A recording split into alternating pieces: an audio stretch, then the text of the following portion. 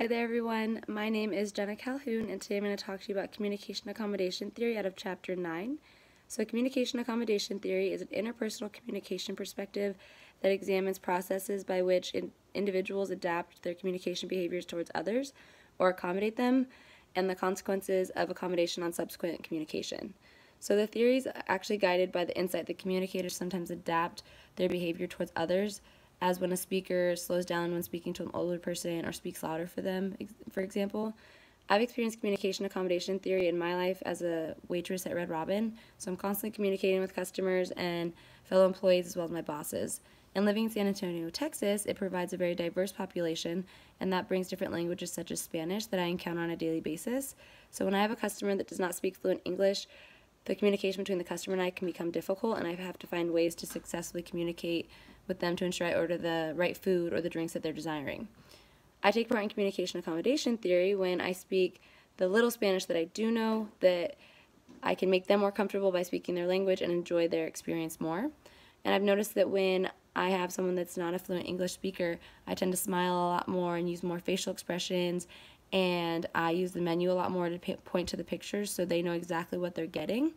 And although these situations can sometimes feel awkward because I'm not comfortable with the limited Spanish that I do know, and that these situations can be difficult to navigate with language barriers, I try to do my best to truly accommodate them and make the best experience that they can possibly have.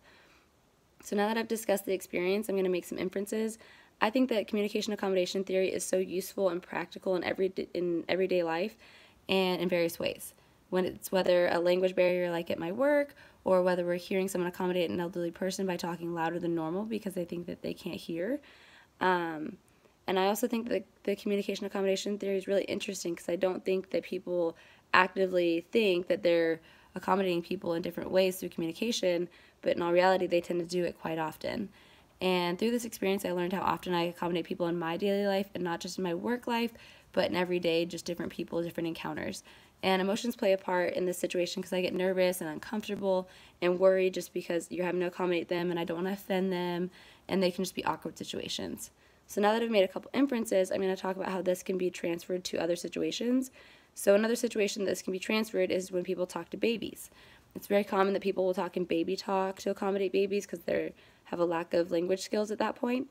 And I've seen this many times when people won't actually say words or sentences, but instead they'll say goo goo gaga and make noises kind of like babies do. And I would use this knowledge of the theory and the inferences I've made to be more aware if I'm accommodating someone or if there's a situation where it can come in handy. And also I would use this information to make sure I don't over-accommodate people and don't offend them. And I think this entire theory can be generalized to other parts of life because we're constantly communicating with others and adjusting our communication based on what situation we're in.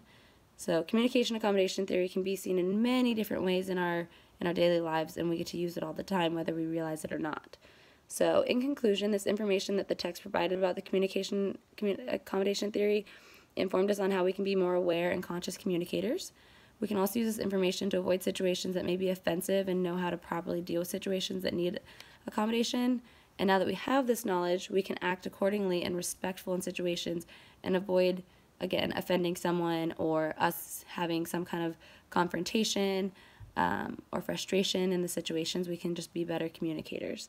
Also, now that we're more educated on the subject, we can be more accommodating when it's necessary because we'll be aware of the whole situation and be knowledgeable of how to accommodate people, be aware, be conscious, and not offend people. That's just a huge thing when you're talking about accommodation. You don't want to over-accommodate someone.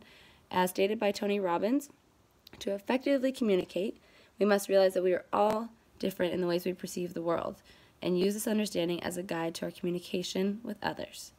So I hope you learned a little bit about communication accommodation theory, and have a great night, guys. Thanks. Bye.